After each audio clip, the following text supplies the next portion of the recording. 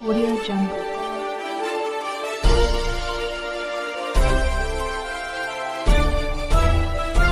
Audio Jungle.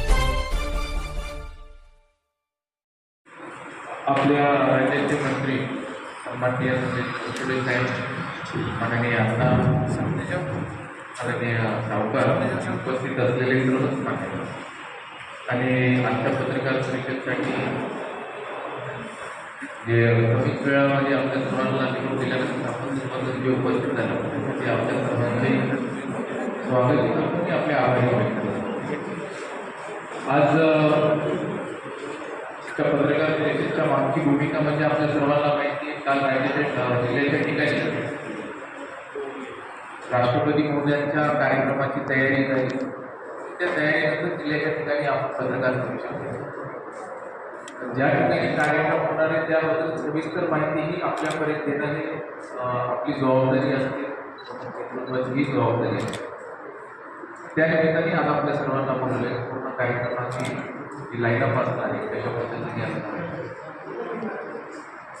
आजच्या तयारीसाठी 30 तारखेच्या कार्यक्रमाच्या तयारीसाठी आज आम्ही सर्वांनी एकत्रित महायुतीची बैठक घेतली. बैठकीमध्ये सर्व लोक आम्ही सर्वांना त्या ठिकाणी निमंत्रण दिलं. सर्वजण उपस्थित झाले. जवळपास 550 ते 600 कार्यक्रम त्या ठिकाणी उपस्थित होते.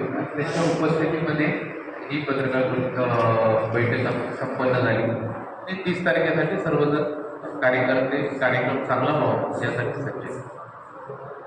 खरं तर माझ्यासारख्या कार्यकर्त्यांनी पाहत असताना की ग्रामीण भागामध्ये तालुक्याच्या ठिकाणी ज्यावेळेस ग्रामीण भागामध्ये तालुक्याच्या ठिकाणी राष्ट्रपतींचा कार्यक्रम होणं हेच आपल्यासाठी आज बघत असताना आमच्यासाठी फार मोठी गोष्ट.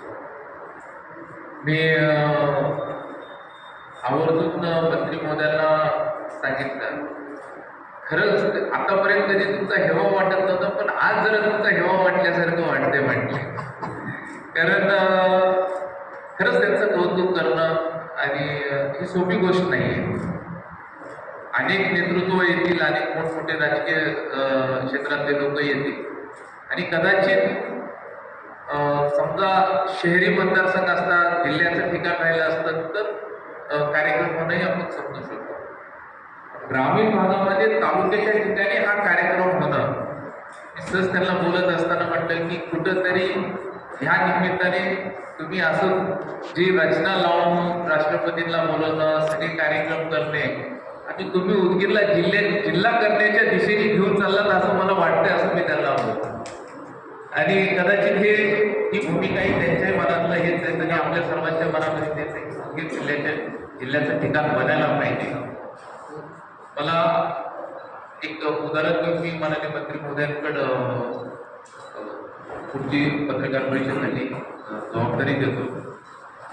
आम्ही रेल्वे मंत्र्यांकडे लातूरला नवे रेल्वे 2-3 एक्स्ट्रा आपल्याला म्हणजे तिरुपती असेल, हैदराबादची असतील, अशा एक नव्या 2-3 रेल्वे मागणी करण्यासाठी गेलो आणि त्यावेळेस मंत्री महोदयांनी पियुष गोयल साहेब होते, त्यांनी विचारलं की तिथलं इन्फ्रास्ट्रक्चर काय, म्हणजे नव्या जर रेल्वे द्यायचे असतील तर तुम्हाला तिथलं इन्फ्रास्ट्रक्चर आहे का असं फोन करून विचारल्यानंतर त्यावेळेस आपल्या लातूरच्या रेल्वे स्टेशनचं इन्फ्रास्ट्रक्चर नव्हतं आणि त्यामुळं आपल्याला ज्या नव्या रेल्वे मिळायला पाहिजे होत्या त्यावेळेस ते आपल्याला रेल्वे मिळाले नाही. तसं एखादा भागाचं ज्यावेळेस आपण त्याचं विकसित भागाकडे घेऊन जात असताना जिल्हा निर्मिती करण्याच्या भूमिकेकडे पुढं पाऊल टाकत असताना पहिलं विचारलं जातं की तुमच्याकडं ह्या सर्व गोष्टीचं इन्फ्रास्ट्रक्चर आहे का.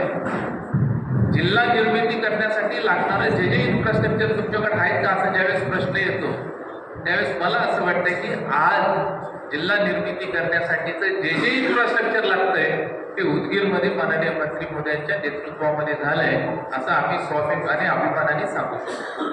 निश्चित ह्या दिशेने त्यांनी चालले. उद्याच्या कार्यक्रमासाठी 30 तारखेच्या कार्यक्रमासाठी माझी व्यक्तिगत पत्रकार बांधवांना एक विनंती असेल की राष्ट्रपतींचा महामहिमचा जो दौरा आहे, राष्ट्रपतींच्या व्यक्तिगत जीवनाबद्दलची माहिती खूप जणांना अनेक जणांना तेवढी पूर्ण माहीत नसणार आहे. खऱ्या अर्थाने पत्रकार बांधवांच्या माध्यमातून त्यांची जीवनपट जे आहे ते आपण लोकांपर्यंत मांडू शकतो. कारण एक संघर्षमय जीवन म्हणजे महिलांनी एका संघर्षमय जीवनातून कशा पद्धतीने पुढं वाटचाल करायची असते. अनेकांना ते इन्स्पायरिंग राहू शकते, त्यांना प्रेरणा देणारं राहू शकतंय.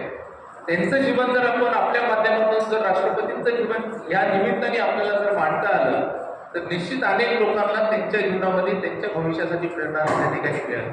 आपल्या सर्वांना माहीत असेल आणि अनेक गोष्टी ते माहीत पण नसणार आहे.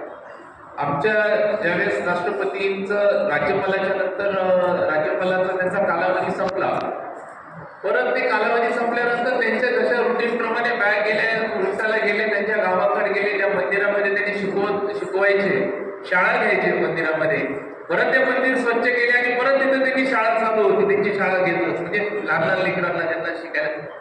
आणि हे करत असताना त्यावेळेस त्यांना फोन आला पंतप्रधानांचा की आपल्याला आगामी आम्ही विचारतो. म्हणजे एवढं सर्वसाधारण असणारी व्यक्तिमत्व पण त्यांच्या जीवनातले जे संघर्ष जर आपण त्याच्या खोलात जर गेलात, माहिती घेतलात तर एक चांगलं जीवनपट इन्स्पायरेशन किंवा प्रेरणा देणारं जीवन हे राष्ट्रपतींचं आहे. आणि असं व्यक्तिमत्व आपल्या भागामध्ये येत आहे. या गोष्टीबद्दलही आपल्या माध्यमातून लोकांपर्यंत माहिती जावी असं आम्हाला वाटतंय. निश्चितपणे एक चांगला आणि आनंदाचा दिवस हा 30 तारीख आपल्या सर्वांसाठी असेल. आणि मंत्री महोदयांच्या मनामधली जी संकल्पना त्या निमित्ताने पुढं घेऊन जाण्यासाठी म्हणजे जनतेच्या मनातली संकल्पना या निमित्ताने एक कार्यक्रम म्हणजे निमित्त असतो. आम्ही अनेक मंत्र्यांना बोलवतो, अनेक नेत्यांना बोलवतो, त्याच्या मागचा आमचा एक हिडन एजेंडा असतो. तसा एक एजेंडा पण आहे की बाबा त्याच्या माध्यमातून आपल्या उदगीरला जी लोकांच्या मनातली भावना आहे ती कशी पूर्ण करता येईल अशी त्यांची भावना आपल्याला माहिती आहे.